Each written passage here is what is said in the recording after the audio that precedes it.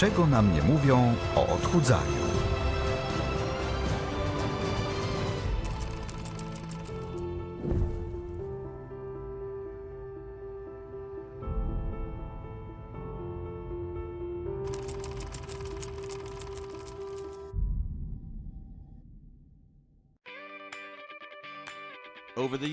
Przez lata na całym świecie ludzie zrzucili miliardy kilogramów dzięki różnym dietom. Ketogenicznej, postu przerywanego, strefowej, Atkinsa, makro. Ilu nie przytyło przez rok, 10 lat, 20? Nieliczni. Ponadto przybyło im więcej niż stracili. Tak się dzieje od początku odchudzania. Ślepo wierzymy modom i teoriom. Ale czy są bezpieczne? Może szkodzą na dłuższą metę? Opierają się na nauce? Zarzucają nas dietami, badaniami i modami. Mamy lepszy dostęp do informacji, jesteśmy grubsi niż pół wieku temu. Jak wszyscy, padłem ofiarą efektu jojo. Postanowiłem, że skończę z tym wariactwem. Od lat szukam realnego, bezpiecznego, trwałego i naukowego sposobu utraty wagi. Poznawałem zwyczaje ludzi, którzy schudli i nie przytyli. Chcę bezpiecznie zrzucić tłuszcz, tak, by nigdy nie przyrósł. Oni odkryli wiedzę nieznaną ekspertom od odchudzania. Jakie zwyczaje stoją za ich sukcesem? Otóż większość metod odchudzania nie zajmuje się psychologią tego procesu, a jedynie utratą wagi. Odmień sposób myślenia, aby zmienić ciało.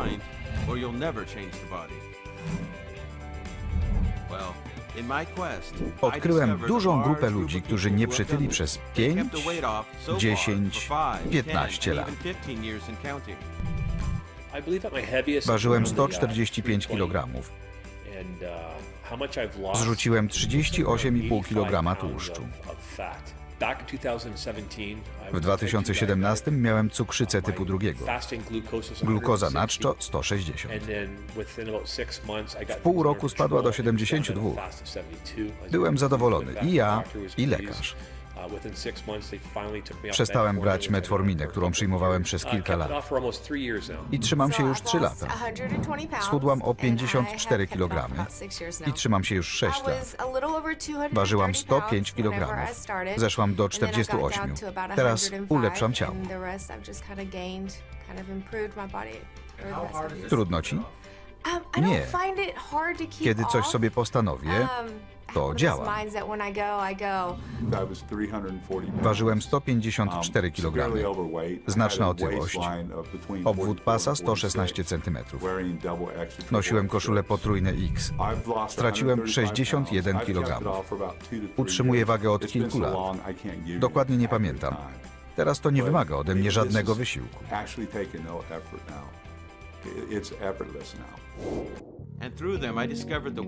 Dzięki nim odkryłem człowieka, który od 40 lat bada w Ameryce psychologię odżywiania dietetycznego i zapobiegania nawrotom otyłości. Poleciałem, żeby przeprowadzić wywiad z nim i innymi, którzy się tym zajmują. Ustaliłem, co łączy wszystkich, którym się udało.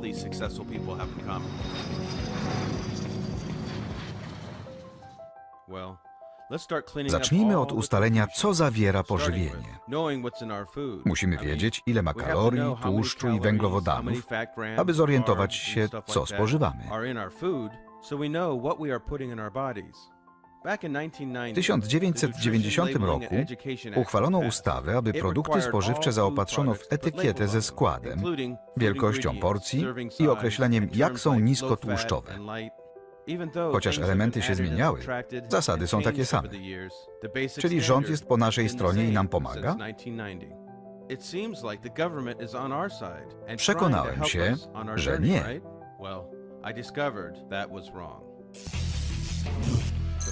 Zacząłem od Keitha Kleya, dyplomowanego dietetyka. Pracuje na tym polu od 40 lat i jest uważany za ojca odżywiania dietetycznego. Ma największy dorobek naukowy w tej dziedzinie. Setki artykułów, programów radiowych i telewizyjnych, także autorskie w CBS, KSEV i BIZ oraz krajowym Prime Sports Radio. Był dyrektorem dietetycznym w wielu placówkach medycznych, na przykład Institute of Specialized Medicine wraz z psychiatrą dr Johnem Simsem oraz Houston Sports Medicine Clinic, którą prowadzi z dr Ronem Prestonem. Pomógł tysiącom gwiazd sportu, olimpijczykom oraz zwykłym ludziom. Potem otworzył Institute of Eating Management and Replace Prevention Center, w którym nadal działa. Napisał wiele bestsellerów oraz audiobook The Shift. Całą wiedzę zawarł w najnowszym internetowym programie odchudzania Lean Body Coaching. Twierdzę, że dziś Amerykanie nie mogą zdrowo się odżywiać. Dlaczego? Etykiety to wytyczne, żeby wybrać zdrowe produkty. Jeśli wytyczne są mylące i kłamliwe, jak Amerykanie zjedzą coś zdrowego? Tak wiele pokrętnych etykiet sprawia, że ludzie żyją złudzeniami. Nie ma nic gorszego niż przekonać się, że postępujesz źle, wbrew własnym intencjom, bo etykiety wprowadziły cię w błąd. Kto chce obniżyć zawartość kaloryczną i kupi chude, mielone mięso indyka? Napisano 7% tłuszczu. Mniej niż 20%, które zalecam. Amerykanie starają się jeść 30 czy 40%. 7% na etykiecie. Odwracam opakowanie i pytam, jaka jest prawdziwa zawartość tłuszczu. Nikt nie odpowie. W Ameryce firmy nie muszą podawać rzeczywistej zawartości, więc tego nie robią. Na etykiecie widzimy 160 kalorii i 8 gramów tłuszczu. Proszę zapamiętać to równanie. Waga tłuszczu w gramach razy 9 podzielić przez kalorie równa się procent tłuszczu. Bo 1 gram tłuszczu ma 9 kalorii. 8 gramów tłuszczu razy 9 równa się 72. Podzielić przez 160 to 45% tłuszczu. Mięso oznaczone jako chude zawiera 45% tłuszczu. Czyli mielone mięso indyka ma tyle tłuszczu co stek. Jeśli nie jesz steka, żeby schudnąć, dlaczego sięgasz po indyka, który zawiera tyle samo tłuszczu? Wytłumaczę kilka rzeczy. Gdy widzisz procenty tłuszczu na etykiecie, odnoszą się do wagi produktu, a nie kalorii. A to dwie zupełnie różne rzeczy.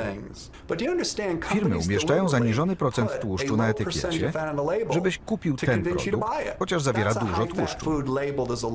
Chudy oznacza, że mięso zawiera poniżej 10 gramów tłuszczu w porcji. Ale mimo to jest produktem tłustym. Jeśli patrzysz tylko na gramy, polegniesz. Trzeba patrzeć na procenty. Dlaczego firmy nie umieszczają rzeczywistej zawartości procentowej tłuszczu na etykietach? Bo nie chcą, abyś ją znał. Nie napisali, co zmienili, bo nie muszą. Podłudzia, skrzydełka, resztki. Nie dowiesz się. Nie patrz na słowo chudy. Szukaj słowa pierś w nazwie produktu. Jeśli go nie ma, zapewne cię oszukują. Spójrz na etykietę. 1,5 razy 9 równa się 13. Podzielić przez 120 równa się 11% tłuszczu. Według mnie świetne jedzenie, bo zawiera go poniżej 20%. Robię burgery i klopsa z tego mięsa, bo to pierś indyka. Nie z powodu słów ekstra chude, bo prawo pozwala tak napisać, gdy zawiera 5 gramów lub mniej tłuszczu w porcji. Przekonacie się, że wiele takich produktów produktów jest bardzo tłustych. Ta sama marka, tu napisano z białego mięsa, zawiera powyżej 10% tłuszczu. Nie mogą użyć słowa chude, ani tym bardziej ekstra chude. Czyli znajduje się tam ponad 45% tłuszczu. Wiecie, że w skrzydełkach jest białe mięso? Mięso ze skrzydełek i podudzi zawiera 58% tłuszczu, czyli więcej niż czerwone. Jeśli wybieracie te części drobiu, możecie równie dobrze jeść wołowinę. Zastanawiacie się, skąd się wzięły te określenia? Lobbyści w Waszyngtonie dostają pieniądze, aby chronić interesy tych firm kosztem naszego zdrowia. Dla mnie to przestępstwo. Tłuste produkty sprzedaje się jako chude. To mylące i kłamliwe. Byłem u dr Roxanne Edrington. Jest chiropraktyczką, dietetyczką, specjalizuje się w naturopatii i medycynie alternatywnej oraz kinezjologii. Promuje zdrowy styl życia jako wykładowczyni. Uprawia sport i pisze. Założyła i prowadzi program Ultimate Vitality, który ma służyć zdrowiu oraz witalności poprzez właściwe odżywianie i lepsze życie. Napisała książkę dla dzieci o prawidłowym odżywianiu i stylu życia. Po 50, ale jest amerykańską ninją i nagradzaną kulturystką. Występowała w ABC, CBS, ESPN, PBS i NBC. Mam duży problem z pacjentami, bo firmy spożywcze błędnie oznaczają produkty na etykietach. W kółko tłumaczę sprawę chudego mięsa. Muszę przynosić etykiety do gabinetu i pokazywać, jak je czytać. Producenci nabiału i mięsa są najgorsi. Nieświadomi klienci wierzą im, gdy na etykietach widzą napisy chudy, niskokaloryczny, zdrowy. Dają się wkręcić i nie tracą wagi, chociaż się starają.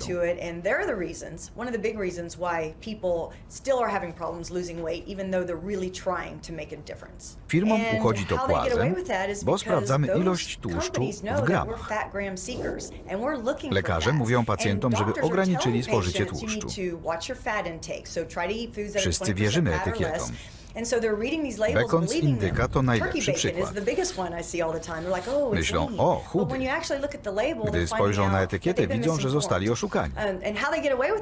Firmy obliczają zawartość według wagi, a nie kalorii. Nie jemy według wagi, tylko kalorii. Chcesz schudnąć?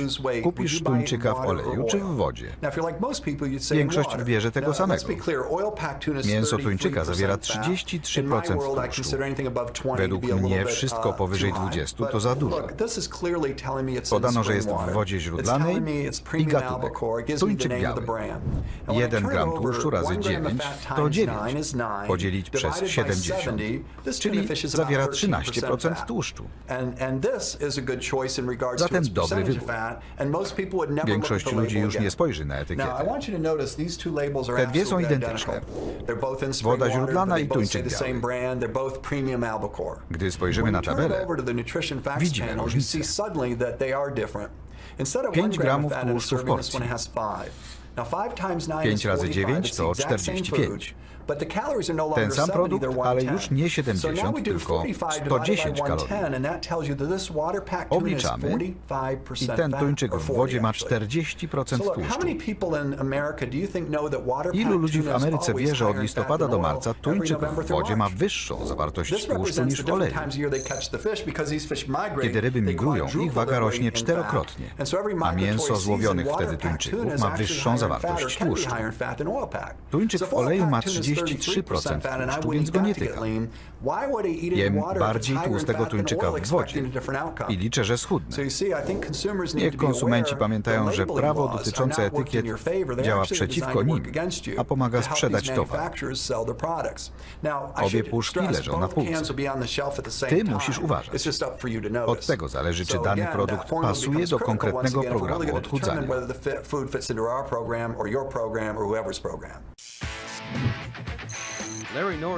Larry North jest pionierem fitnessu. W roku 1981 jako 20-latek otworzył swoją pierwszą firmę. Wkrótce rozpoczął karierę w radiu, gdzie przez ćwierć wieku prowadził talk show. Jego reklamy telewizyjne o odchudzaniu zyskały ogromną popularność. 3 bestsellery, sieć siłowni, tysiące występów w telewizji i na żywo sprawiły, że zdobył posłuch, gdy idzie o fitness, odchudzanie i zdrowie.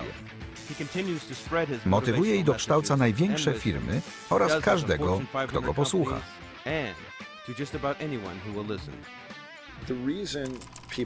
Ludzie mają problemy z etykietami i są oszukiwani przez branżę spożywczą wartą miliardy dolarów dla pieniędzy.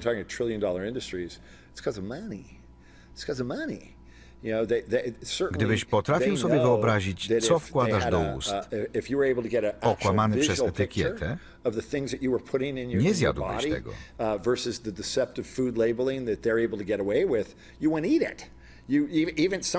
Odmówi nawet osoba, która się nie przejmuje. To rabunek. Puszka napoju. Na etykiecie masz 40 gramów cukru. Ile to łyżeczek? Jest proste równanie, aby to wyliczyć. Tak wzrośnie twoja świadomość. Gramy niewiele znaczą dla Amerykanów. Oto równanie. Liczbę gramów na etykiecie podziel przez 4.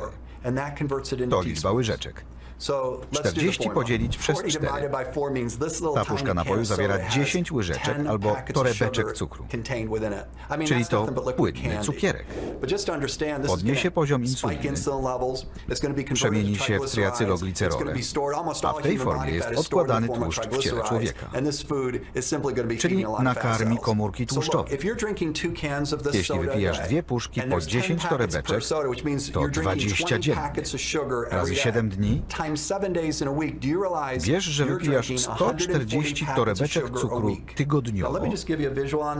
Pokażę 140 torebeczek. Tyle cukru pochłaniasz pijąc 2 puszki dziennie, pół kilograma. Gdyby zmienić przepisy dotyczące etykiet i zmusić do podawania ilości cukru w łyżeczkach, a nie w gramach, ludzie myśleliby nad tym, co jedzą. W Ameryce można sprzedawać produkt jako beztłuszczowy, chociaż 100% kalorii pochodzi z tłuszczu. Podam przykład. Olej w sprayu jest wygodny. Sam z niego korzystam. Ale mam problem z etykietą. To wyłącznie puszka oleju. Gdy go rozpylasz, używasz mniej niż gdybyś nalał. Przydatne, kiedy ograniczasz kalorie. Tak gotuję. Prawo stanowi, że jeśli w porcji jest mniej niż gram tłuszczu, możesz napisać, że nie zawiera tłuszczu. Dlaczego mi to przeszkadza? To puszka oleju, czyli 100% kalorii pochodzi z tłuszczu. Na etykiecie piszą, że nie zawiera kalorii ani tłuszczu. Zero. Według tego mogę używać go ile chcę, bo nie spożyję tłuszczu. Piszą, że porcja to 1/3 sekundowego pryśnięcia. Nie potrafię tak prysnąć. Nikt nie używa tyle oleju. Będę pryskał po patelni parę minut, bo nie zawiera tłuszczu. Oto przykład produktu oznaczonego jako beztłuszczowy, choć zawiera wyłącznie tłuszcz. Na etykiecie mamy 0 kalorii i tłuszczu. W takim razie poleję tym obiad.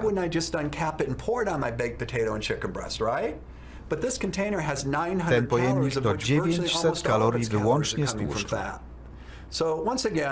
Żeby Amerykanie byli zdrowi i sprawni, trzeba zmienić przepisy dotyczące etykiet. Są mylące i kłamliwe. Jak wybierać zdrowy produkt? Napisz prawdę. Równie mylące są badania naukowe. Jedno mówi, że coś jest dla ciebie dobre, a drugie złe.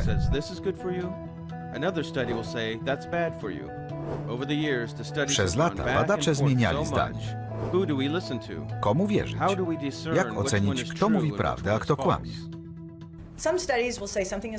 Część badań wskazuje, że coś jest dla ciebie dobre, a inne, że jest niedobre. Trzeba sprawdzić, kto pyta albo kto mówi o tym badaniu.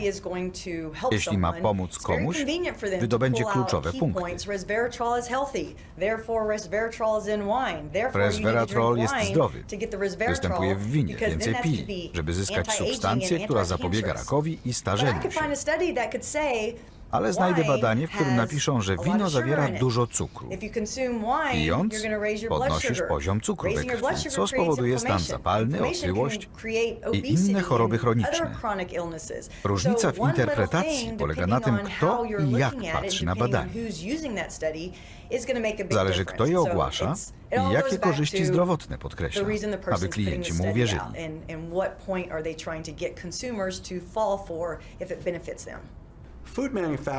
Producenci żywności odkryli, że jedno badanie, które promuje ich produkt czy branżę, stwarza gałąź wartą miliardy. Weźmy otręby owsiane. Na przełomie lat 80. i 90. były wszędzie, bo wykazano, że obniżają poziom cholesterolu. Błonnik tak działa. Można zalecić większe spożycie otrąb owsianych, aby go obniżyć, ale ludzie powinni usłyszeć coś innego. Mawiam, że badania się znoszą. Twierdzisz, że witaminy coś dają, a ja pokażę ci badanie, że nie dają. Naukowcom zależy, aby z czasem przeważyć jedną szalę. Możemy stwierdzić, że ten suplement tak działa, a tamten inaczej. Twierdzę, że większość badań jest nieprecyzyjna. Patrz, kto je robi. Poczekaj, aby z czasem okazało się, co się sprawdza. Nie rzucaj się na nowinki, albo będziesz się miotać.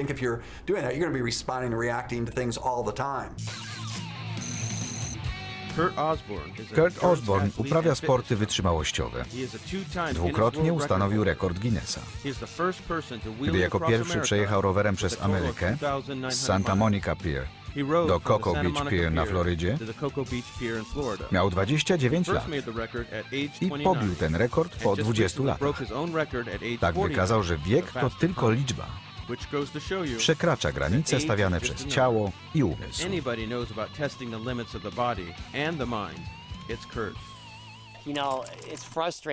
To frustrujące, bo rozumiem, dlaczego ludzie się załamują i poddają. Największym problemem jest nadmiar informacji. Nieustannie cię zalewają.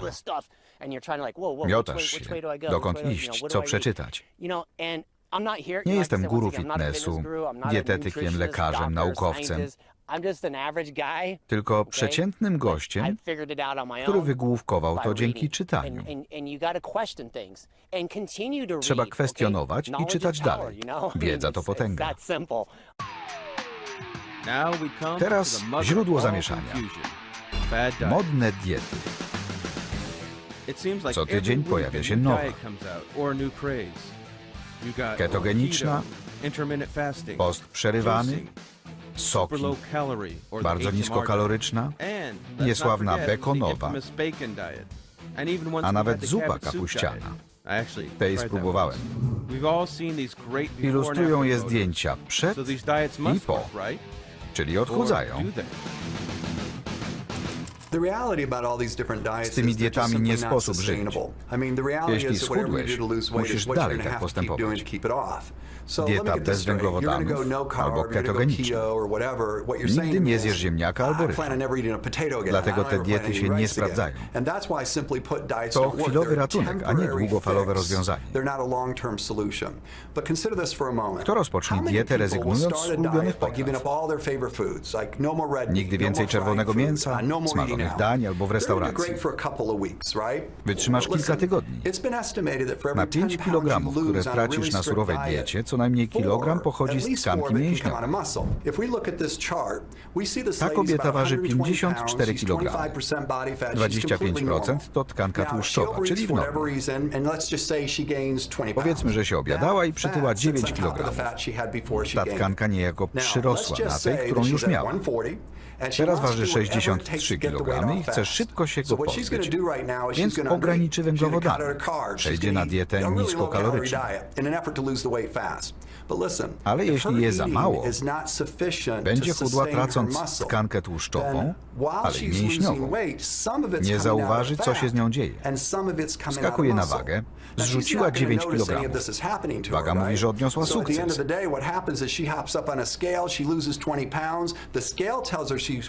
Ale czy na pewno? Jak widzicie na rysunku, została część tkanki tłuszczowej i straciła część tkanki mięśniowej. Chociaż schudła do 54 kg, to jest grubsza niż kiedy poprzednio tyle ważyła. Jeśli po 8 czy 10 latach takiego odchudzania znowu spadnie do 54 kg, to będzie już miała 40% tkanki tłuszczowej, bo przy każdej diecie zachowuje ją, tracąc tkankę mięśniową. Spadło jej tempo metabolizmu. Je taką samą ilość kalorii, ale rocznie tyje o 5 kg. Wielu powie, gdyby ćwiczyła, zachowałaby tkankę mięśniową. Nie. Jeśli jadła za mało, aby ją utrzymać i ćwiczyła, wtedy szybciej ją spalała. Wiele z tych diet nie służy zachowaniu masy mięśniowej, lecz jej utracie. Gdy spada tempo przemiany materii, jesz tyle samo, tyjesz. Szukasz nadziei. Ona pójdzie na kolejne diety. Przerwij ten obłęd. Znajdź sposób odżywiania, przy którym pozostaniesz.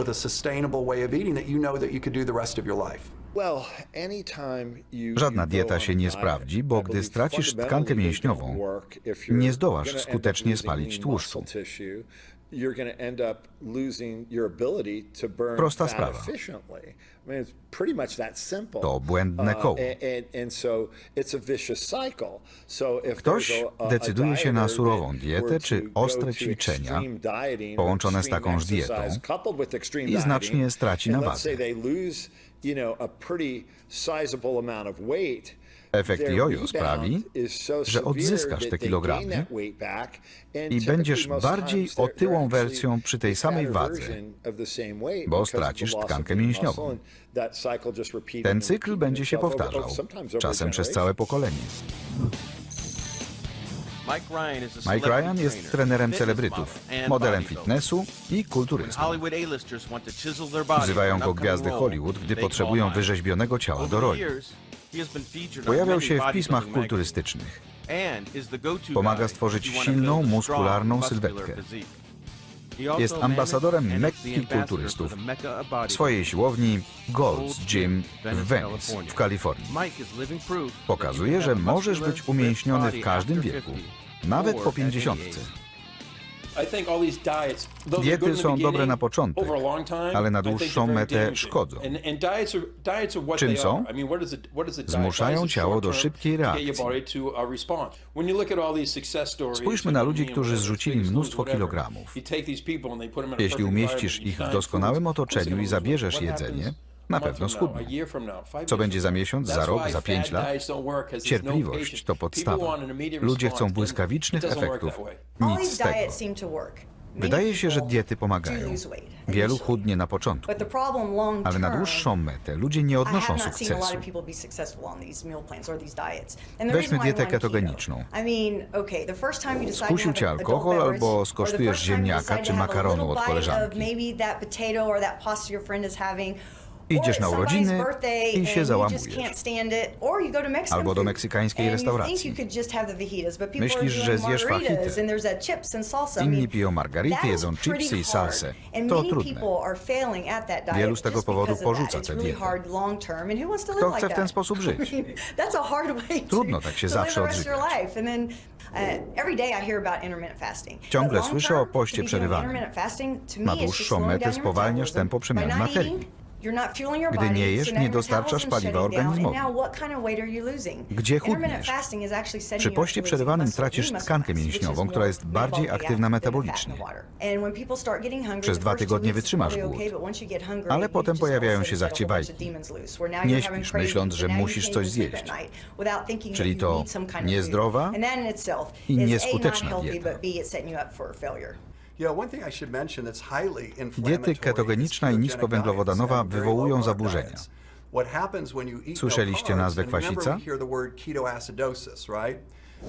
Jeśli dochodzi do spadku pH krwi, możemy umrzeć. Mamy stałe pH krwi. Spadek wywołuje kwasicę i śmierć. Wzrost zasadowicę i śmierć.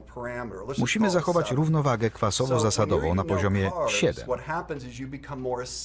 Gdy nie jesz węglowodanów, spada pH i może dojść do kwasicy. Krwinki starają się do tego nie dopuścić i pobierają jony wapnia z kości, co w przyszłości grozi osteoporozą. Tego typu zapalenia podwyższają ryzyko chorób w przyszłości, miażdżycy naczyń krwionośnych, nadciśnienia i osteoporozy.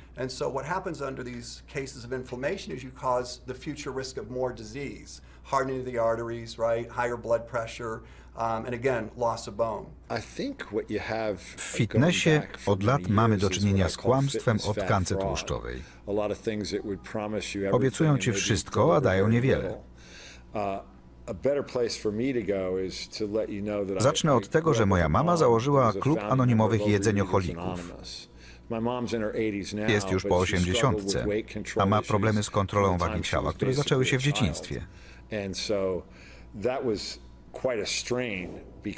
Gdy miałem 8, 10, 11, 12 lat, nie używali słowa otyłość, ale mama była otyła. Ludzie nawet teraz bywają okrutni.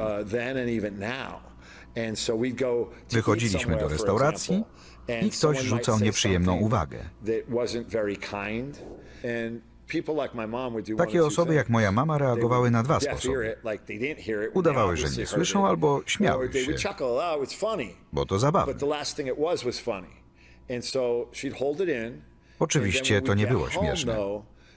Ukrywała ból, a po powrocie do domu dawała upust intensywnym emocjom. Mama bała się brać do rąk tłuste mięso. Wkładała rękawiczki, żeby tłuszcz nie przedostał się przez skórę. Szła na dietę 300, 400 czy 500 kalorii dziennie. Widziałem, jak się głodziła. Lekarz zapisywał jej tabletki odchudzające, które były dla niej szkodliwe. Większość ludzi, tak jak moja mama, wierzyła, że kalorie i apetyt są złe. Co zrobią? Będą się głodzić albo zrezygnują z pewnych rodzajów jedzenia, aby schudnąć. Zwykle czeka ich efekt jojo, bo nie rozumieją fizjologicznych aspektów tego, co robią swoim ciałom i umysłom. Od lat 70. obserwuję, jak zarabiają miliony dolarów na gadżetach, które kupują ludzie. Już mówiłem na początku, szukają szybkiego rozwiązania. Taka czy inna apka. Stek bzdur. Smutne, że Amerykanie wierzą w głupoty. Potrafisz tak odżywiać się do końca życia? Tylko nieliczni.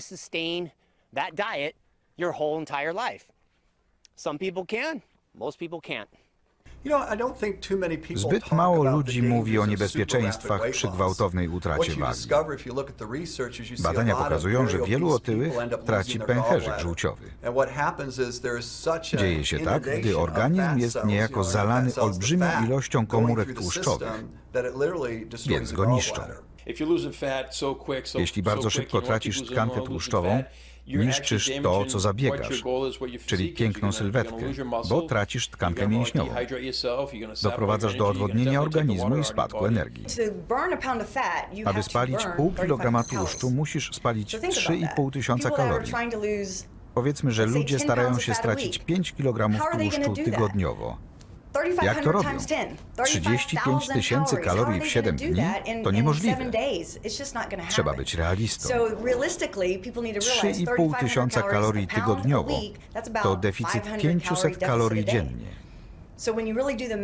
Matematyka pokazuje ci, że wzmocniony wysiłek nie przyniesie większych korzyści. Na przykład anorektycy wyglądają jak szkielety. Jacy szczupli. Ale okazuje się, że 50% ciała to tkanka tłuszczowa, czyli są niemal otyli.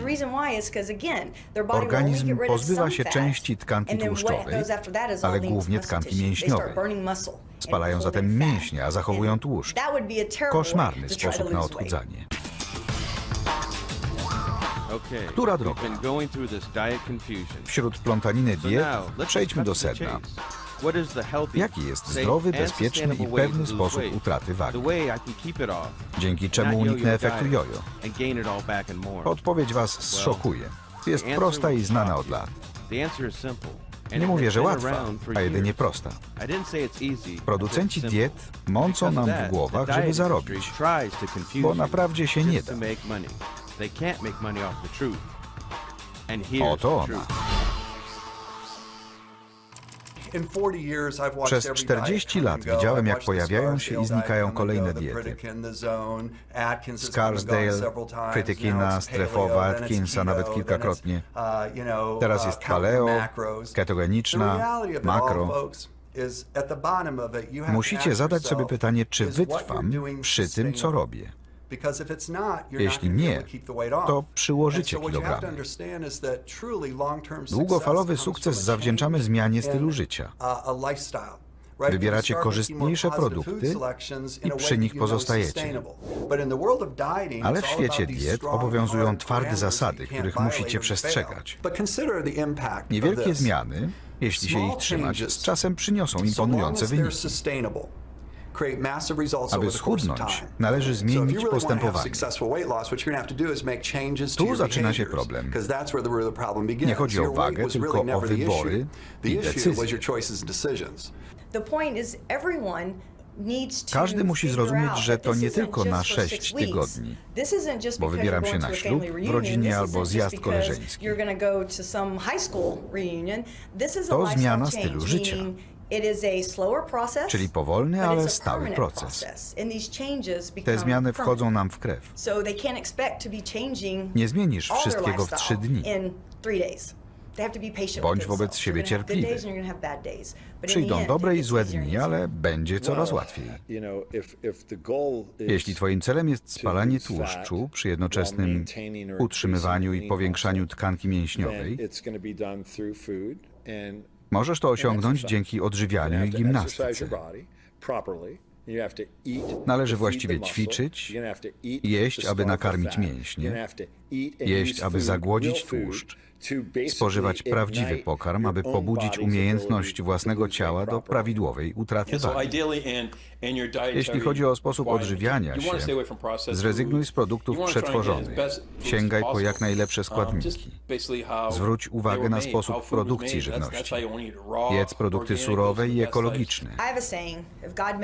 Dobre, jeśli Bóg to stworzył, złe, jeśli człowiek to zrobił. Człowiek przetwarza i pakuje jedzenie. Jak Twoje ciało może to uznać za pokarm? Jeśli lata, biega, rośnie, to prawdziwe pożywienie. Zawiera fitochemikalia, błonnik i inne składniki, które Ci służą. Przyspieszają metabolizm, żywią komórki. To najlepsze dla trwałej utraty wagi i poprawy zdrowia.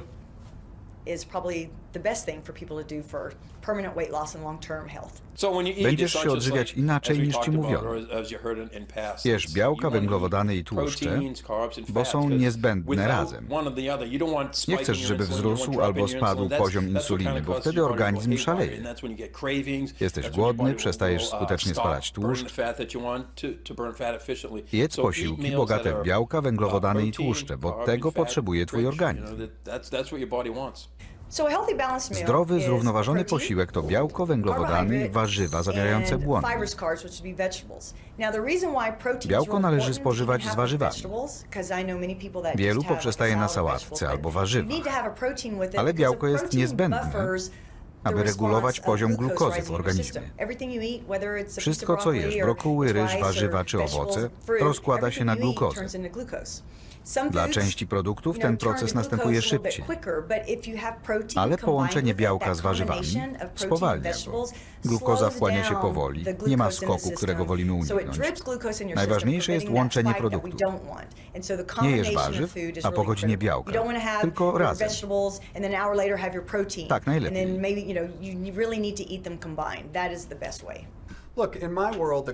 Indeks glikemiczny jest ważny dla diabetyków, ale nie dla zwykłych ludzi czy sportowców. Stworzono go obliczając, jak szybko produkt rozkłada się na cukier. To bardzo istotne dla cukrzyków, ale teraz ludzie stosują go powszechnie. Wyjaśnię, dlaczego nie jest ważny dla naszego sposobu odżywiania. Proponuję, abyś jadł dobre białko i węglowodany z warzywami. Indeks glikemiczny opiera się na jedzeniu samych węglowodanów. Białe pieczywo ma wysoki, ale jeśli posmarujesz je masłem, indeks znacznie spadnie, bo tłuszcz obniża tempo przyswajania mąki. Jeśli przywykniesz do jedzenia ekologicznych produktów, indeks glikemiczny się obniży. Nawet jeśli zjesz ziemniaka, białko i warzywa obniżą tempo jego przyswajania we krwi. Niewielkie posiłki przez cały dzień, żeby cały czas żywić organizm. Gdy zgłodniejesz, następuje skutek odwrotny. Spowalnia, nawet zatrzymuje się proces spalania tłuszczu. Ciało przypomina palenisko. Gdy cały czas podrzucasz substancje odżywcze, wtedy spala tłuszcz. Możesz tak wyregulować organizm, że skutecznie spalasz tłuszcz we śnie. Ludzie przechodzą restrykcyjną dietę i dziwią się. Mogę jeść 5-6 razy dziennie? To budzi lęk. Przychodzą też do mnie ludzie, którzy 2 razy dziennie jedzą wyłącznie sałatkę. Tutaj problemem będzie metabolizm. Jedzą 2 razy dziennie pokarm, który go nie pobudza. Ciągle słyszę, nie do wiary, nie jestem głodny, tyle jem i chudnę. Mówi to 90% moich pacjentów. 10% tego nie robi, więc milczy. Wykorzystam porównanie, które zapamiętano z mojej reklamy, gdy ukazałem ważną funkcję pożywienia. Byłem na statku wycieczkowym z moją załogą i świadectwami. Szukałem sposobu, aby was przekonać, że musicie jeść, aby schudnąć.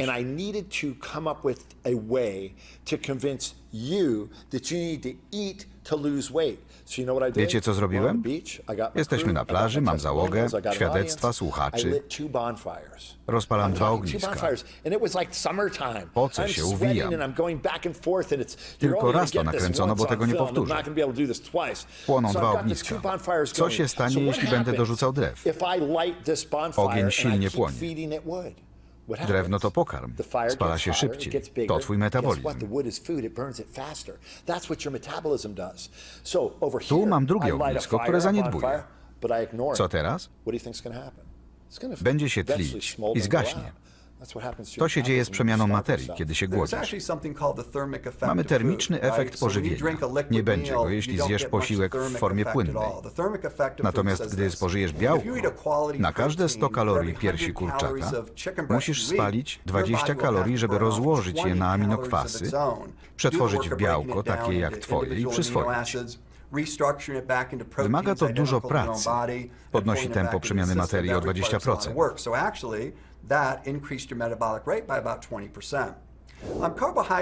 Węglowodany złożone wzmacniają tempo przemiany materii o 10%. Na 100 kalorii węglowodanów złożonych organizm spali 10, aby je rozłożyć.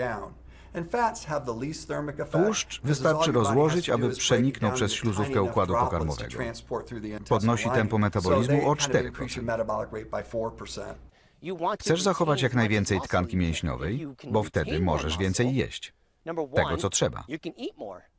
Jeśli napychasz się śmieciowym żarciem, utyjesz. Możesz jeść więcej i wzrasta tempo przemiany materii. Chodzi o przyswajanie składników odżywczych. Jeśli zjesz taką ilość różnych produktów, nie zasilisz komórek tłuszczowych. Zostaną przyswojone przez tkanki mięśniowe i spalone jako energia. Niech to będzie jasne. Twój organizm może wykorzystać określoną ilość białka, węglowodanów i tłuszczów oraz kalorii z jednego posiłku. Jeśli zjesz więcej któregokolwiek produktu, zostanie utleniony jako ciepło albo nakarmi tkankę mięśniową lub komórki tłuszczowe. Uważano, że chudnięcie zależy od redukcji kalorii. To po części prawda. Ktoś może spożywać więcej kalorii i chudnąć, jeśli rozumie zjawisko przyswajania składników odżywczych. Podczas jednego posiłku przeciętna kobieta może przyswoić 300 kalorii. Pokażę, ile to będzie jedzenia. 110 do 140 gramów piersi kurczaka z grilla pod salsą, 170 gramów pieczonych ziemniaków z beztłuszczowym greckim jogurtem i szczypiorkiem oraz porcja szparagów z grilla. Tylko 300 kalorii. Żadna nie trafi do komórek tłuszczowych, a jedynie do mięśni i zostaną spalone. Jeśli ktoś ci powie, że możesz zjeść zaledwie 1200 kalorii dziennie w 2 posiłkach po 600, to utyjesz, bo organizm przyswoi tylko 300. Zauważyłem, że najgrubsi jedzą 2 posiłki, ponieważ z głodu przekraczają ten poziom kalorii. Ciało przetworzy określoną ilość białka, węglowodanów i tłuszczy. Jeśli może wchłonąć 110 do 140 gramów niskotłuszczowego białka, a ty zjesz 225 gramów, to co się stanie? Nadmiar przemieni się w tkankę tłuszczową. Nie sprawię, żeby sportowiec był większy i bardziej umięśniony, pakując więcej kalorii w każdy posiłek. Będzie szczuplejszy i muskularny, jeżeli podam takie same posiłki w równych odstępach. Dziewczyna, która spożywa 1200 kalorii w 2 posiłkach, tyje i nie schudnie. Przyjmuje za mało białka, bo zjada je tylko dwukrotnie, w sumie jakieś 50 gramów. Zalecę, aby ta osoba jadła po 300 kalorii na śniadanie, drugie śniadanie, obiad, podwieczorek i kolację. Zjada 1500 kalorii dziennie i chudnie. Chcemy obniżyć ilość kalorii, ale to bardziej skomplikowane. Zależy mi, aby moi klienci rozumieli, ile kalorii organizm wchłonie przy jednym posiedzeniu. Jeśli spytasz mnie, ile powinieneś zjeść dziennie, kończę rozmowę. Spytaj, ile substancji odżywczych i kalorii ciało przyswoi za jednym razem. Zalecam produkty wysokiej jakości o dużej wartości odżywczej, abyś był syty, spożył więcej, ale mniej kalorii.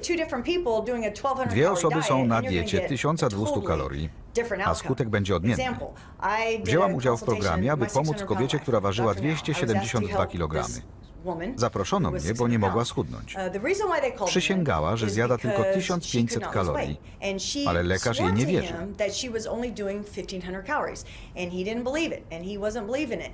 Podczas rozmowy odkryłam, że w południe spożywa 500 kalorii i 900 czy 1000 podczas obiadu z rodziną.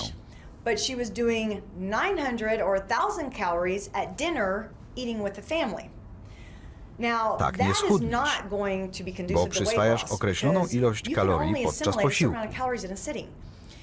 Jeśli to będzie 1000 kalorii, nie stracisz na wadze. Czego organizm nie przyswoi, odłoży jako tłuszcz. Ustaliłyśmy, że będzie jadła 300 kalorii 5 razy dziennie. Tak schudła 40 kg i poszła na operację. Nie chodzi o ilość kalorii dziennie, tylko o kalorie w każdym posiłku, który ma właściwy skład. Ile kalorii jest w miarce migdałów? 825. Orzechy zawierają 80% tłuszczu, niektóre trochę mniej. Bekon ma 62% i nie pogryzam go, żeby schudnąć.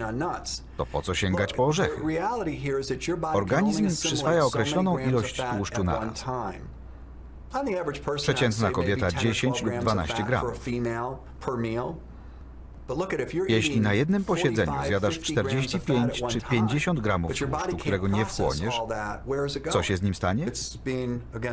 U większości ludzi odłoży się w formie tkanki tłuszczowej, chyba że szybko go utlenisz i zamieni się w ciepło. Pół miarki orzechów to niewiele. Jeśli dodasz je do jogurtu, dorzucasz 410 kalorii tłuszczu. Zmieniasz posiłek z odchudzającego w tuczący. Orzechy są zdrowe, ale ludzie muszą dostrzec różnicę między jedzeniem dla zdrowia i w celu schudnięcia.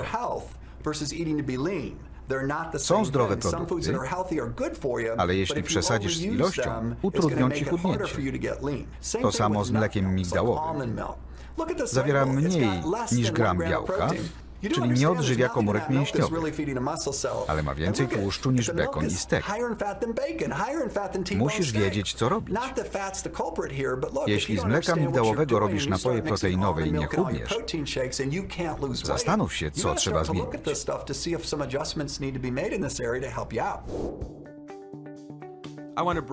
Przerwę na chwilę, aby wyjaśnić, dlaczego potrzebujemy 20% lub mniej tłuszczu w każdym posiłku.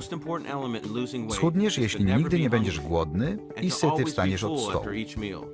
Jak spożyć tyle, żeby się nasycić i stracić na wadze?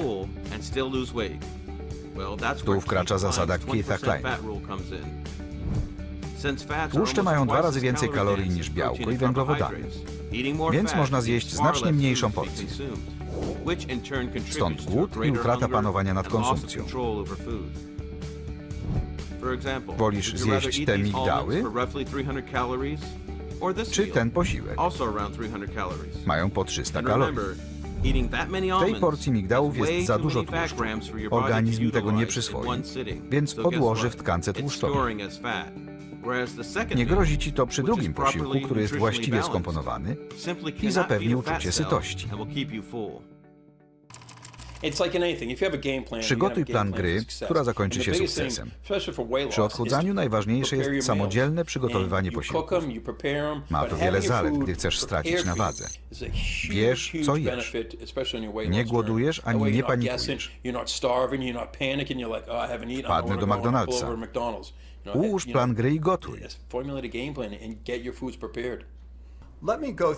Wymienię 5 powodów, które utrudniają schudnięcie. Za często jem na mieście. Za dużo czerwonego mięsa, smażonych dań. Nie ćwiczę, nie gotuję. Która z pozycji się wyróżnia? I jeśli ją zmienisz, wszystko będzie wyglądać inaczej. Gdy sporządzisz taką listę, odkryjesz, że wystarczy skupić się na jednej, a wszystko się odmieni. Znikną problemy z listy, którą podałem, kiedy ta osoba zacznie gotować. Jeśli zacznie gotować i zabierać posiłki, przestanie jeść na mieście.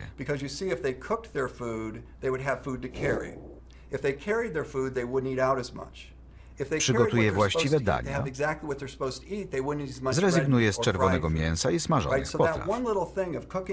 Jedna zmiana, gotowanie, ułatwi tej osobie spełnienie głównego celu. Jeśli nie gotujesz, jesteś na łasce głodu. Rzucasz się na byle co. Jesteś głodny, łapiesz śmieciowe jedzenie. Przygotowuję dania w weekend. Rano wstaję, wrzucam je do pojemnika. Mam przy sobie, więc w porze posiłku nie muszę się zastanawiać, co zjeść. Co za wygoda. Dla mnie to kara, jeśli wychodzę z domu bez gotowego dania. Gdy tak się przygotowujesz do całego dnia, trzymasz się obranego celu. Albo polegniesz. Znam tylko 4 czynniki, które wpływają na utratę wagi. Pierwszy – jedzenie, drugi – ćwiczenia. Czasem to jedyne zaniedbanie. Trzeci – leki. Kortykosteroidy powodują tycie bez zmiany w odżywianiu czy ćwiczeniach. Czwarty – hormony. Obserwujemy to od lat. Przygotowuję dla klientów plan właściwego odżywiania. Jeśli po 2 tygodniach ilość tkanki tłuszczowej nie zmieniła się tak, jak powinna, zlecamy badanie krwi. Trzeba sprawdzić przeciwciała przeciwko tyrenoglobulinie. U niektórych osób hormony tarczycy są w normie i nie widać, że organizm produkuje przeciwciała, które jej szkodzą. Jakie inne hormony mogą mieć na to wpływ? Hormony tarczycy, prolaktyna, testosteron i nadmiar estrogenu. To należy sprawdzić, jeśli czujesz, że chodzi o hormony. To ciekawe i świetne. Weźmy przykładowego gościa. 60 lat, nigdy nie trenował, źle się odżywiał. Sprawiamy, że ćwiczy, je to, co należy i dostaje brakujące hormony. Za 6, 8, 9 miesięcy, za rok będzie wyglądał tak, jakby robił to całe życie. Weźmy innego faceta, który zawsze dbał o siebie. Ma 60 lat i przestaje o siebie dbać. Nie kontroluje hormonów, nie chodzi do lekarza, je byle co i się nie rusza. Wygląda, jakby całe życie się zaniedbywał. Łatwo dokonać zmiany. Woda jest kluczowym elementem zapewniającym zdrowie. Gdy pijesz tyle, ile należy, działa przeciwzapalnie, oczyszcza organizm, wypłukuje toksyny, które wydalamy w moczu i kale. Woda odgrywa olbrzymią rolę w zapewnieniu zdrowia, długowieczności i dobrego samopoczucia. Usuwa toksyny, zapobiega urazom, pomaga zapanować nad apetytem. Kontroluje go podwzgórze, które reguluje również pragnienie. Podwzgórze jest pobudzone. Wydaje się nam, że to głód, a chce nam się pić. Wystarczy wypić szklankę wody, aby ugasić także głód. Moja zasada? Połowa wagi ciała w funtach wyrażona w uncjach. Ważę 54 kg, czyli 2 kg. Tyle należy wypić wody. Jeśli ludzie ćwiczą lub są na słońcu, to się zmieni, bo się pocą, czyli potrzebują więcej. Budzę się i wypijam szklanicę wody. Nieodzowna przy diecie i do życia.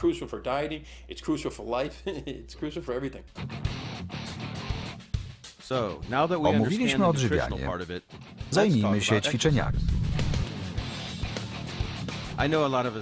Wielu myśli, czy muszę ćwiczyć, żeby schudnąć? Nie wystarczy dieta? Będę się właściwie odżywiać i odpuszczę sobie siłownię. Nie chcę podnosić ciężarów jak Arnold. Jestem na to za stary. Oto żelazne fakty. Zawsze taki się trafi. Pójdę na dietę, nie potrzebuję siłowni, to nie dla mnie, wystarczy dieta. Tej osobie się nie uda. Ciało potrzebuje ćwiczeń. Nawet rząd wydaje broszury, że brak ćwiczeń jest gorszy niż palenie iluś tam papierosów dziennie. Taki jest szkodliwy. Ćwiczenia są równie ważne. Nazywa się je najlepszym antydepresantem. Podczas ruchu wytwarzamy endorfiny, które zmieniają chemię mózgu. Ćwiczenia pomagają cierpiącym na depresję i lęki. Redukują stres. Ktoś zestresowany w pracy cały dzień produkuje kortyzol, a ruch wycisza mózg, uspokaja, obniża poziom kortyzolu. Ponadto spalasz kalorie. Przy każdym kroku mięśnie się napinają, zużywasz glukozę, czyli spalasz kalorie. Aby szybciej odnieść sukces i wyglądać lepiej, połącz właściwe odżywianie z treningiem. Wygrasz podwójnie. Niedawno opublikowano artykuł, że niedobór ruchu jest na dłuższą metę gorszy niż wysoki cholesterol, nadciśnienie i cukrzyca. Nawet jeśli ci ludzie mają świetne wyniki badań krwi, ale nie ćwiczą, gorzej na tym wyjdą niż osoby z fatalnymi wynikami, które trenują. I ćwiczenia odmładzają.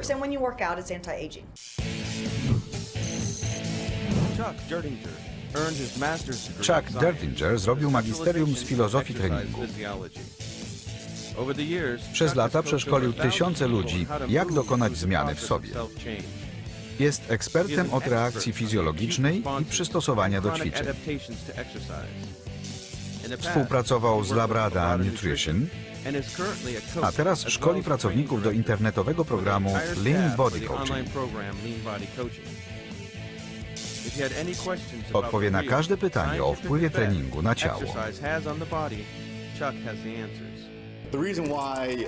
Ćwiczenia dobrze uzupełniają dobry plan odżywiania, bo aktywność fizyczna uruchamia w organizmie czynniki wzmacniające działanie substancji odżywczych.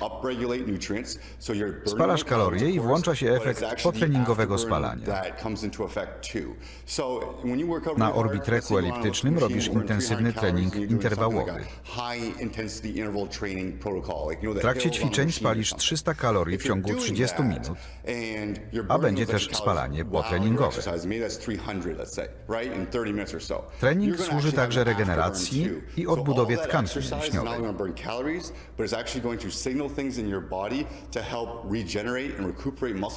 To proces anaboliczny, czyli wymagający energii. W ten sposób zużywamy więcej energii, którą mamy ze zdrowego pożywienia. Dlatego szybciej chudniemy. Więcej tkanki mięśniowej przyspiesza tempo przemiany materii. Powolne możesz zmienić ćwiczeniami aerobowymi i podnoszeniem ciężarów. Jeśli masz wolny metabolizm, zdołasz go przyspieszyć dietą i treningiem. Utrzymanie kilograma tkanki mięśniowej wymaga 35 kalorii, zaś tłuszczowej tylko 10, bo organizm wysyła jedynie krew, aby utrzymać ją przy życiu. Jeśli zgubisz 5 kg tłuszczu i zyskasz 2,5 kg mięśni, to przyspieszy tempo przemiany materii, bo straciłeś tkankę tłuszczową, która wymagała niewielu kalorii. U wielu moich pacjentów wzrastał metabolizm dzięki ćwiczeniom aerobowym. Ponadto wyrównują poziom hormonów, tętno i krążenie. Gdy jest lepsze, przyspiesza metabolizm.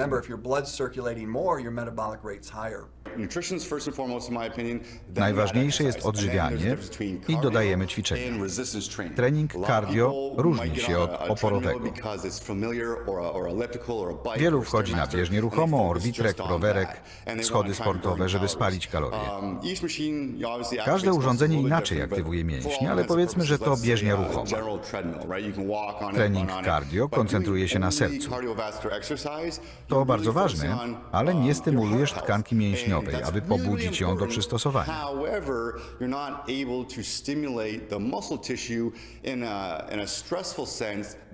Gdy biegniesz, robisz setki, tysiące kroków.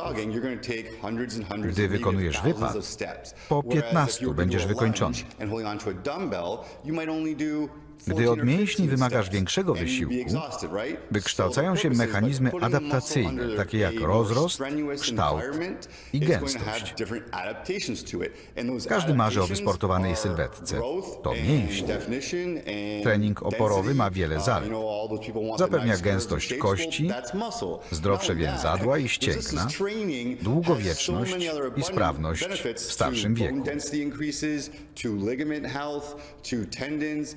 Longevity and mobility as we age, so resistance training is definitely a big plus. Mamy wiele badań, które dowodzą, że ćwiczenia wydłużają życie, bo odwracają proces starzenia się. Widziałem 60-latków, którzy za pomocą ćwiczeń i właściwego odżywiania się odmłodnieli o dekadę. Siedzący tryb życia spowalnia pracę układu krwionośnego.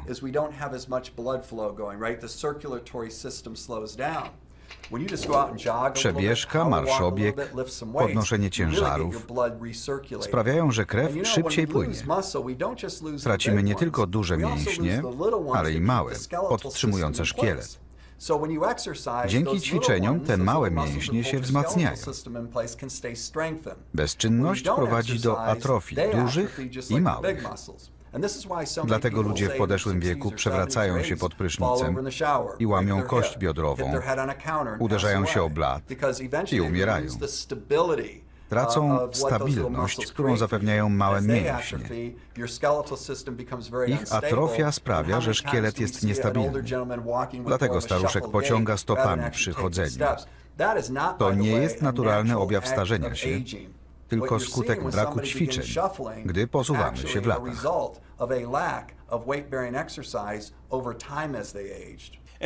Ludzie stawiają na trening cardio. Świetnie, ale na początku potrzebujesz mięśni i siły, a to zapewnia podnoszenie ciężarów. Ponadto wzmocni szkielet, a tego potrzebujesz. Nie chcesz być kruchym staruszkiem. Niestety ludziom po 60 jest gorzej, bo po 40 wszczepiają im protezy stawu biodrowego, ponieważ zaniedbali te ćwiczenia, mówiąc biegam. Doskonale, ale każdy powinien uprawiać podnoszenie ciężarów, które daje mnóstwo korzyści. Dobry program musi obejmować ćwiczenia, bo to ważny element.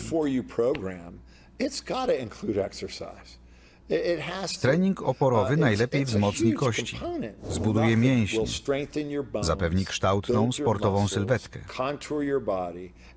To podnoszenie ciężarów.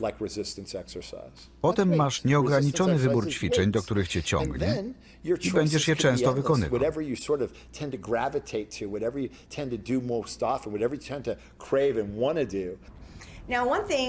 Ludzie nie wiedzą, że trening powstrzymuje proces starzenia się. Tufts University zbadał kamienie milowe u każdego z nas. Z wiekiem tracimy masę mięśniową i siłę. Przyrasta tkanka tłuszczowa, spowalnia metabolizm, więcej złego cholesterolu, mniej dobrego, problemy z regulacją termiczną, 10 etapów starzenia się. Jedno może cofnąć wszystko. Cóż to jest? Trening, czyli podnoszenie ciężarów i ćwiczenia aerobowe. To połączenie odmładza, bo spowalnia, przeciwdziała albo cofa etapy starzenia się. Trening i właściwe odżywianie przynosi miliony korzyści.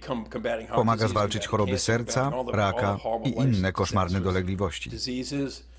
Przedłuża życie, daje zdrowie. Ludzie nie wiedzą, że po podnoszeniu ciężarów ciało dalej spala tłuszcz przez 2 czy 4 godziny. Skończyłem ćwiczenia, a to dzieje się dalej. Niesamowite. Nie zmierzysz tego, ale uzyskujesz lepsze wyniki. Ludzie patrzą na licznik urządzenia i mówią, spaliłem 200-500 kalorii. Urządzenia nie są precyzyjne, bo wpisujesz tylko wagę i wiek. Nie analizują składu ciała. Ważę 54 kg, ale mam więcej tkanki mięśniowej niż dziewczyna obok mnie. Razem idziemy po bieżni. Ja z każdym krokiem spalam więcej kalorii niż ktoś, kto ma więcej tkanki tłuszczowej niż mięśniowej.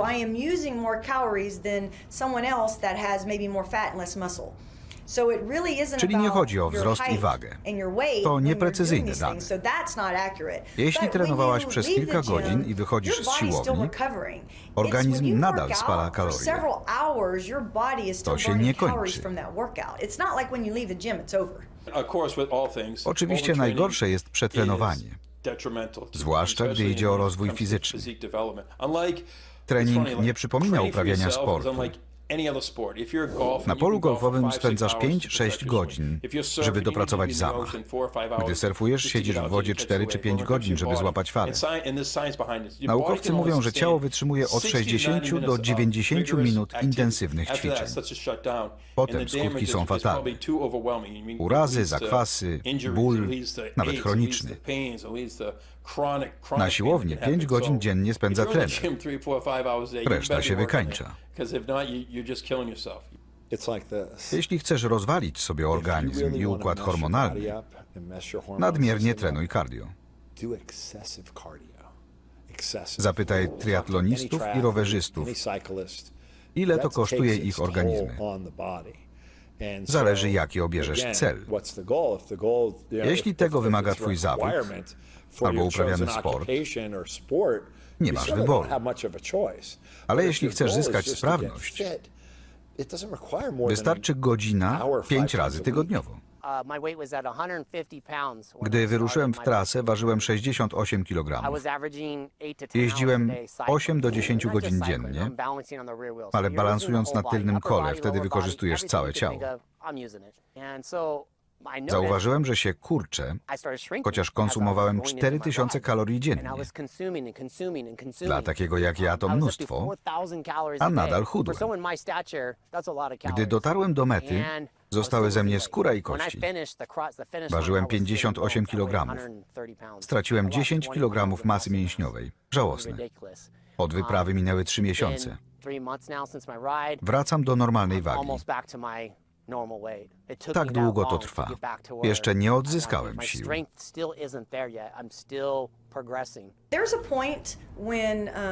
Ktoś zaczyna ćwiczyć. Podoba mu się, więc myśli, że jeśli bardziej się przyłoży, będzie miał lepsze wyniki. I następuje przetrenowanie, które podwyższa poziom kortyzolu. Widziałam to u siebie i innych sportowców. Przetrenowanie prowadzi do tycia, bo mięśnie nie mają czasu na odpoczynek. Każdej części ciała daj 48 godzin, nawet 72. Zależy, ile podnosisz. Jeśli trenujesz mięśnie, które są zmęczone, to spalasz tkankę mięśniową i odkładasz tłuszczową, zamiast budować mięśnie i spalać tłuszcz. Zalecam, aby program obejmował trening oporowy, cardio i zabawę z psem w parku albo z dziećmi czy wnukami. Nazywam to aktywnym wypoczynkiem. Robisz to w ogrodzie lub przy basenie i nawet nie uważasz za ćwiczenia. Podnoszenie ciężarów 2-3 razy w tygodniu po 30 do 40 minut. Trening cardio i ćwiczenia rozciągające. 2-3 times a week for 30 to 40 minutes and some form of cardio and a little bit of flexibility training. To najważniejszy element odchudzania, którego nie zawiera większość programów. Psychologia utraty wagi. Bez niej nie pozostaniecie szczupli. Wiele firm przyśle wam dania, nauczy jeść, ale nie pokaże, dlaczego się przejadacie, albo jak opanować zachciewajki. Zmień sposób myślenia, aby odmienić ciało. Gdy zapanujesz nad umysłem, poczekaj, aż ciało za nim podąży. Lata temu wraz z psychiatrą pracowałem z cierpiącymi na zaburzenia łaknienia. To o wiele mi dało, bo zobaczyłem psychologiczny aspekt utraty wagi na tle zagadnień żywieniowych. W trakcie pracy odbyliśmy wiele wspaniałych rozmów o tym, jak sposób myślenia pacjenta zakłóca osiągnięcie celu. W tym okresie pisałem artykuły do czasopism. Jeden zatytułowałem Psychologia deprywacji. Pokażę, jak prosta myśl na początku diety, jedz idealnie, nie wolno czerwonego mięsa, obraca się przeciwko tobie. Wiele osób na diecie tego doświadcza. Mają dobre intencje, będzie idealnie, koniec z czerwonym mięsem, smażonym jedzeniem i zaczynają dietę. To potrwa 2 tygodnie, rzadko przekroczy 2 miesiące, wtedy każdy pęka. Rezygnujesz z ulubionych dań, więc kusi zakazany owoc. Na początku stawiasz opór i odmawiasz. Wytrzymasz, aż napotkasz wyzwalacz, czyli negatywny stan emocjonalny. Opierasz się, aż pewnego dnia ogarnia cię frustracja, gniew, nuda i rzucasz się na jedzenie, które wykreśliłeś. Gdy się obżerasz, widzisz, że złamałeś zasady, które sobie narzuciłeś, czyli jedz idealnie. Z tego rodzi się poczucie winy, bo je złamałeś. Szukasz racjonalizacji i usprawiedliwienia. Pękłem, więc teraz zawalę. Idziesz na całość. Chcę stworzyć inny scenariusz. Gdybyś złapał gumę, wyskoczyłbyś z auta i przeciął pozostałe 3 opony? Podróż się przedłuży. Będzie więcej kosztować, bo musisz kupić 4 opony. Drogę do celu zniweczyło rozcięcie 3 opon. Uczę ludzi, że zdanie "pękłem, więc teraz zawalę" pogarsza sytuację, jak pocięcie 3 opon. Jeśli przyjąłeś dożywotni program, czekają cię wpadki.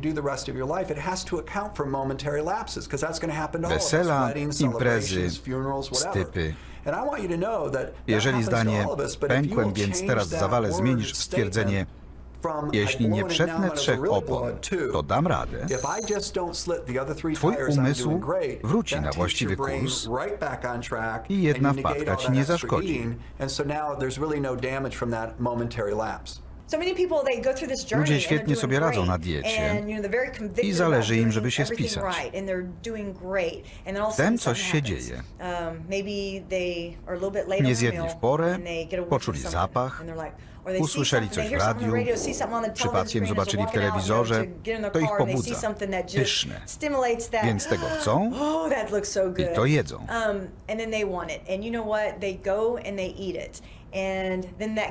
Dobija ich poczucie winy. Zawaliłem, więc do licha z planem. I szaleją. Mówię im, że to spotka każdego. Za 3 godziny masz kolejny posiłek. Wróć na trasę. Ten mały próg zwalniający nie oznacza porażki. Zawaliłeś. Nie uważam tego za duży problem. Raz odszedłeś od planu, gryzie cię sumienie, ale nie musisz czekać do poniedziałku. Dlaczego ludzie zaczynają w poniedziałek? Jeśli to się stanie we wtorek, będziesz zawalał do poniedziałku, po małej wpadce, przyłóż się przy następnym posiłku i będzie szło ci dobrze.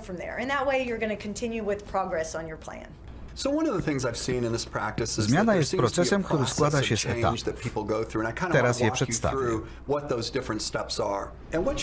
Wszyscy, którym udało się schudnąć i nie przytyli, trzymają się tego tematu. Jeśli komuś się nie udało, próbował przeskoczyć któryś etap. Pierwszy krok to samoświadomość. Ktoś widzi, że jego postępowanie już mu nie służy. Usłyszał jakąś uwagę. Nie mieści się w nowe ubranie. To spostrzeżenie prowadzi do zmiany.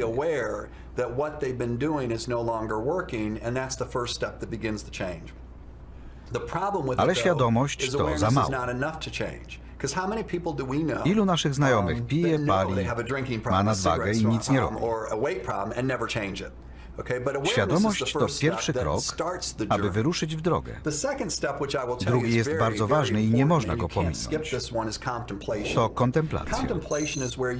Nim rozpoczniesz tę wędrówkę, pytasz, jak to odmieni moje życie? Będzie fajniejsze czy smutniejsze? Co ze spotkaniami towarzyskimi? Poświęć czas na zastanowienie się, jakie podjąć działania. Kontemplacja u niektórych zmienia się w kunktatorstwo. Nie zastanawiaj się za długo. Ilu znajomych mówi o zmianie, ale nic nie robi? Drugi etap. Pomysł na to, jak to włączysz do swojego życia. Teraz najważniejszy, trzeci krok. Wiedza. Dla wielu problemem są nieodpowiednie informacje. Czytają książkę o szalonej, radykalnej diecie. Taka wiedza to gwarantowana porażka. Jeśli informacje są wadliwe, każdy krok prowadzi do klapy. Staramy się zapewnić informację, jak powinna wyglądać Twoja zmiana. To nie koniec. Teraz przystępujesz do działania. Nabytą wiedzę przekuwasz w czyny, ale jesteś elastyczny. Większość myśli, że działanie to koniec. W tej branży widziałem, że pacjenci powracają zwykle od działania do kontemplacji jakieś 5 razy, zanim zakończą proces. Podczas takiego powrotu odkrywasz, że musisz uzupełnić braki w wiedzy. Gdy ktoś poniesie porażkę, sądzi, że to koniec i rzuca się na kolejną dietę. Tobie coś nie wychodzi, bo zapewne nie dopracowałeś jakiegoś elementu stylu życia. Gdy przechodzisz do działania, twój terapeuta prowadzi cię do ostatniego etapu – odpowiedzialności za siebie. Zmiana się dokonała. Stanowi część twojej istoty. Robisz to nawet na wakacjach, bo to nie obowiązek, tylko pragnienie. Jest olbrzymia różnica między chcę i muszę. Jeśli zmiana to nakaz, zrezygnujesz. Gdy wypływa z twojej woli, tak robisz. Chciałbym przekazać przygnębionym, że jest nadzieja. Może dziś dodasz do jadłospisu jeden zdrowy posiłek. Może jutro dorzucisz 10-minutowy spacer. Trzeciego dnia dodasz 2 zdrowe posiłki. Pójdziesz na 15-minutowy spacer. W domu zrób ćwiczenia na tkankę mięśniową. Z czasem to się kumuluje.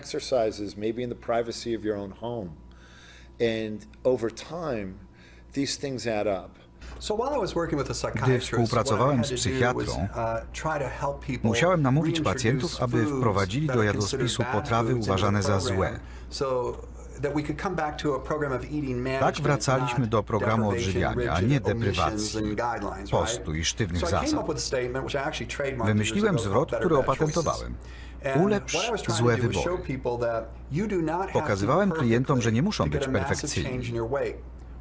Aby dużo schudnąć, wystarczy, że będą lepsi.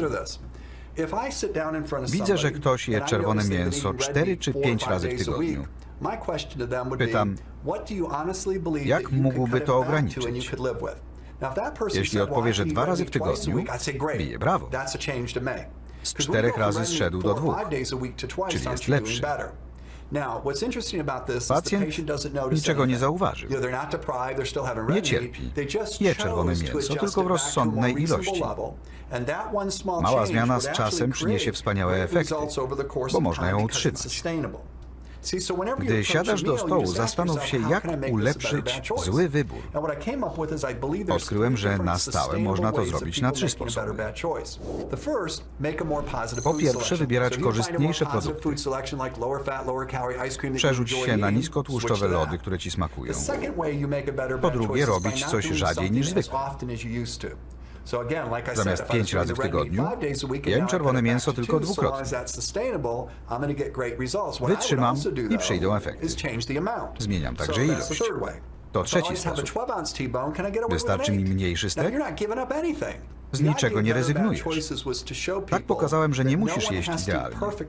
Wystarczy, że będziesz lepszy. Nie rezygnuj z ulubionych dań, tylko jedz to rzadziej. Nie zabronię hamburgera z frytkami. Ale jeśli zamiast 2 razy w tygodniu jedzą go raz na 2 tygodnie, czy nie spisują się lepiej? Kolejny ważny element chudnięcia – motywacja. Zaczynamy z poczuciem, że podbijemy świat. Jesteśmy nakręceni. Przychodzi codzienność i tracimy wewnętrzny ogień. Jak utrzymać motywację, gdy dokonujemy transformacji? Gdy ją zgubimy, jak odzyskać radość i pasję?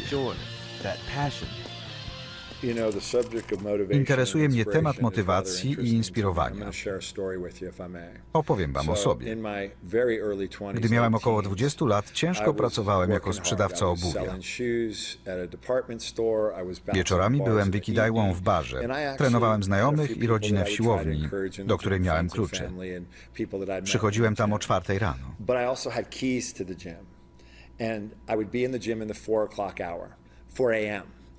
Raz postanowiłem się zdrzemnąć. Wtedy mało sypiałem. To była siłownia dla kulturystów. I'm the only one in the gym. Wchodzi facet. Jestem sam, tylko ja go widzę. Waży 180 kg. Nie zorientował się, że go zobaczyłem. Rozgląda się i wychodzi. Na ulicy jeszcze ciemno. Nie wiem dlaczego, ale pogoniłem za nim. Wystraszyłem go, bo byłem rosłym chłopakiem. Mogę panu pomóc? Nie możesz. Dla mnie nie ma nadziei. Zapisałem się na siłownię, wszedłem, ale nie dam rady. Coś panu powiem. Przyjść to 90% zmagań. Dziś pan przyszedł. Proszę wrócić. Pokażę panu trening. Nie byłem zawodowym trenerem. Powiedziałem, będziemy ćwiczyć 90 dni. Jeśli któryś opuścisz, to koniec. Mija 90 dni. Gość schudł 15 kg. Jest zmotywowany, bo widzi wyniki. Mija rok. Zrzuca 45 kg. Widzi, że zaczyna się przemiana życia. Ale dla mnie początkiem była jego odpowiedź na pytanie. Spytałem, dlaczego się nie poddałeś? Grubasy nie przestrzegają diety, źle się odżywiają, nie przychodzą do siłowni. Nie chciałem cię zawieść, bo mnie zainspirowałeś. Wtedy odkryłem, że jeden z największych darów, jaki można otrzymać, to inspirowanie innych.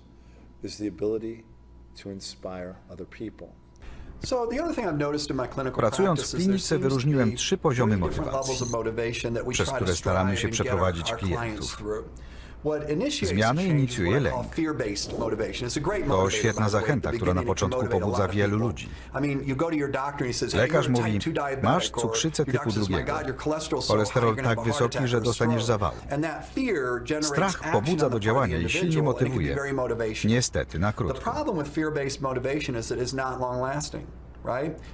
Działasz, lęk znika, i jeśli tylko on zachęcał cię do czynu, wracasz do dawnego postępowania. Problem się odradza. Wraca wysoki cholesterol i cukrzyca. Celem jest przejście do drugiej formy motywacji, którą nazywam opartą na informacji zwrotnej. Jest bardzo silna. Znam ludzi, którym pomaga przez lata. Ten rodzaj zawdzięczasz otoczeniu. Znajomi mówią, świetnie wyglądasz, co robisz? Waga pokazuje, że chudniesz. Ubrania są luźne. To zachęca cię do starań. Niestety, ta motywacja nie jest wieczna. Co się stanie, gdy się skończy, bo osiągnąłeś cel? Ubrania nie będą luźniejsze. Nikt cię nie skomplementuje. Czy wejdziesz na 3. poziom? To jest fascynujące. 2 pierwsze może stworzyć dla ciebie terapeuta. Odkryłem, że nie zdołam popchnąć nikogo na 3. poziom. To wewnętrzna motywacja do zmiany. Teraz motywacja do zmiany się uwewnętrznia i klient dostrzega nowe ja. Nie ma przymusu, tylko chęć działania. Gdy ktoś jest na 3. poziomie, wewnętrzna motywacja staje się częścią jego osobowości.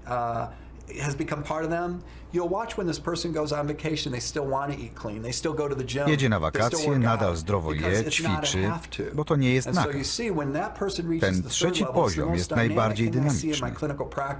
Uwielbiam, gdy klient go osiąga, bo utrzymuje wagę nawet 20 lat.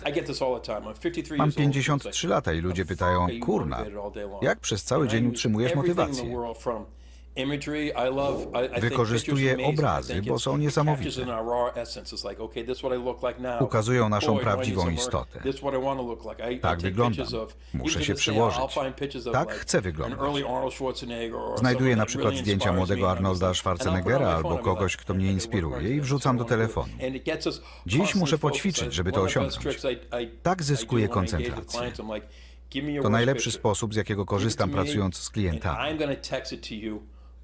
Proszę, daj mi fotkę, gdy wyglądasz najgorzej. Wyślę ci ją, kiedy się nie spodziewasz. Ktoś myśli, dobrze się czuję, dziś nie robię cardio. Jeśli wiem, że nie przyjdą, wysyłam im to zdjęcie. Do motywacji wykorzystuję wizualizację. Jestem kulturystą i farciarzem, bo pracuję w Gold's Gym w Venice. Szukam facetów, którzy myślą, że są silni i twardzi. Trenuję z nimi, pochłaniam ich energię. Utrzymuję się dzięki dobrej energii w siłowni. Gdy sam trenujesz, szukaj, co cię motywuje, co cię nakręcało za młody. Uprawiałeś sport, wygrałeś wyścig. Przypomnij sobie, jaka to była cudowna chwila. Zabierz tę energię na siłownię. Czasem życie wchodzi w paradę. Jesteś zainspirowany. Nagle przybija cię szarzyzna. Musisz być uparty i wytrwały. Mówię to moim dzieciom, milenialsom i pracownikom. Aby odnieść sukces, nieważne w czym, w policji, straży pożarnej, odchudzaniu, zasady są takie same. Przychodzisz pierwszy, wychodzisz ostatni. Zgłaszasz się do wszystkiego, chociaż jesteś zajęty. Samozaparcie, wytrwałość i pasja. Jeśli wypracujesz te trzy cechy, wybierz dowolny zawód czy karierę. Wszystko ci się uda. Jeśli masz silny powód, będziesz z łatwością ćwiczyć codziennie. Jeśli robisz to, żeby być ze znajomymi, będzie ci trudno. Odpuścisz sobie realizację planu. Grupy wsparcia są korzystne. Wielokrotnie wstawałam rano, żeby iść na siłownię, chociaż mi się nie chciało, bo wiedziałam, że ktoś tam będzie. Gdybym nie przyszła, byłoby okropnie. To pomaga.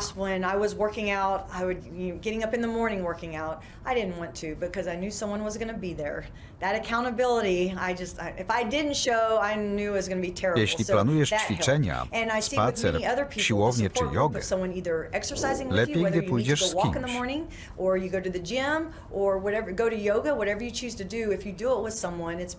Wsparcie otoczenia jest ważne. Gdy przy tobie są ludzie, którzy cię nie wspierają, łatwo ulegasz im w złym. Jeżeli masz grupę wsparcia, pomoże ci odnieść sukces.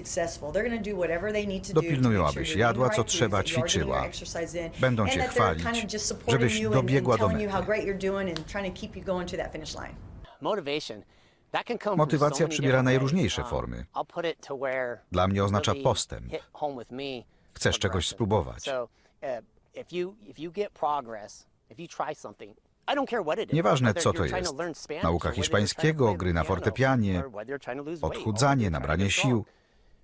Robisz coś i widzisz postępy. Chwila, spodnie dobrze leżą. Będziesz chciał dalej to robić. Proste. Widzisz postęp. To cię motywuje. Ktoś robi mapę marzeń. Na tablicy umieszcza zdjęcie kulturysty. Chce tak wyglądać. Dobry sposób. Rano po przebudzeniu patrzysz na tablicę. Idę do tego celu. I znowu przed zaśnięciem. Często z tego korzystam, ale sięgam po ekstremalne formy. Zamiast zdjęcia celu umieszczam na przykład rower. Stał w pokoju i widziałem go po przebudzeniu. To mnie nakręcało. Ludziom pomaga przypominanie sobie wartości obranego celu. Zauważyłem, że gdy ktoś schudnie, popada w samozadowolenie. Raz do kliniki przyszedł facet. Pytam, jak idzie? Odpowiada, świetnie, ale nie natężam się tak, jak na początku. Wyjaśnij mi, co to znaczy.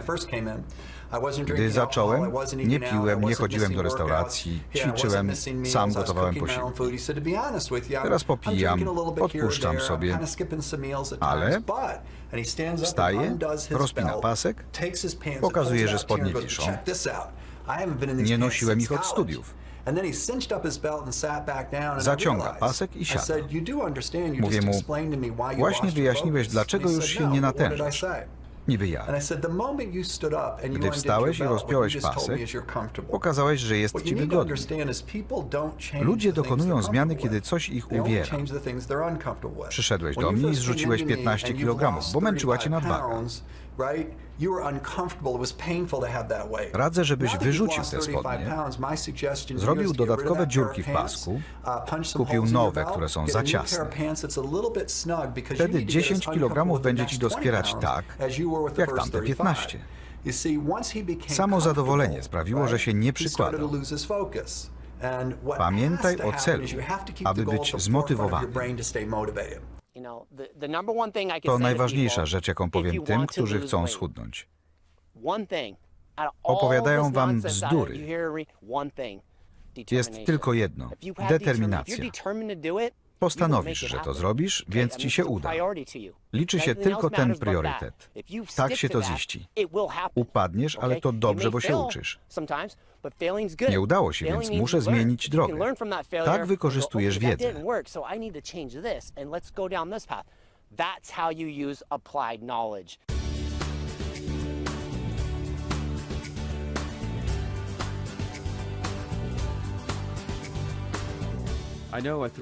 Zarzuciłem was informacjami.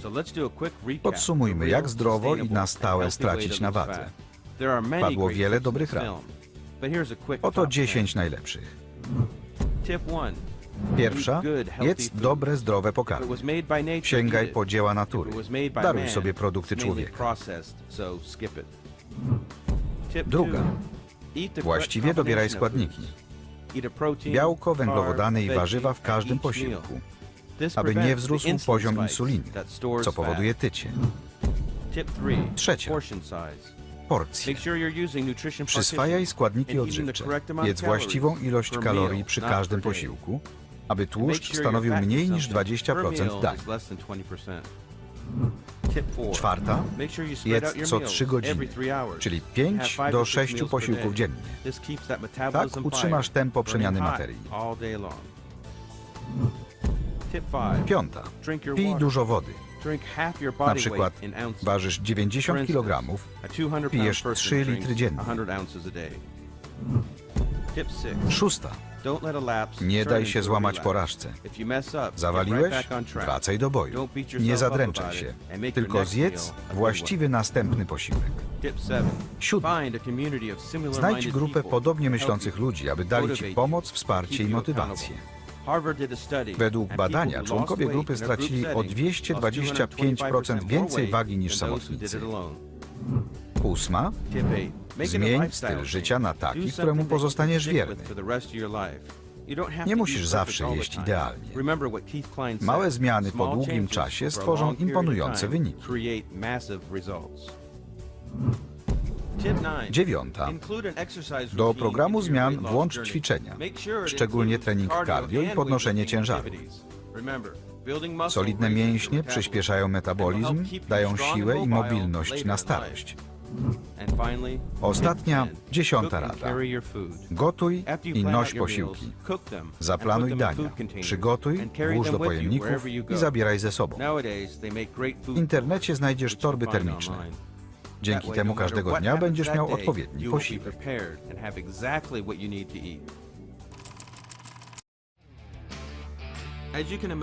Takiego nawału informacji nie zmieściłem w jednym filmie. Pracuję nad drugą częścią.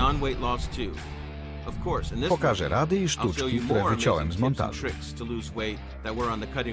Inspiracji posłużą rozmowy z osobami, którym się udało.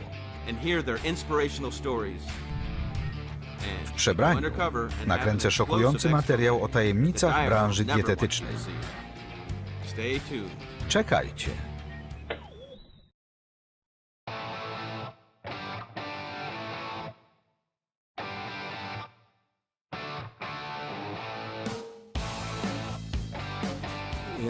To ciekawe, bo zbliżam się do 60, a jestem w lepszej formie niż gdy miałem 20 czy 30 lat.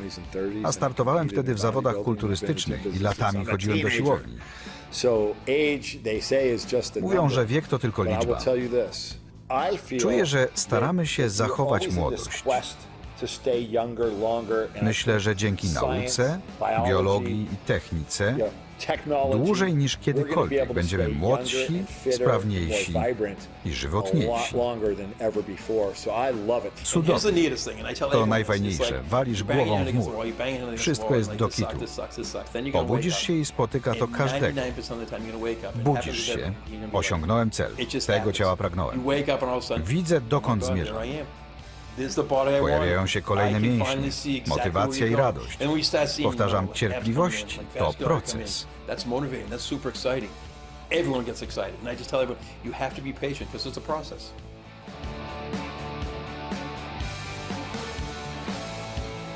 Wersja polska, Kanal Plus. Tekst Danuta Dowiat. Czytał Radosław Pokłonikowski.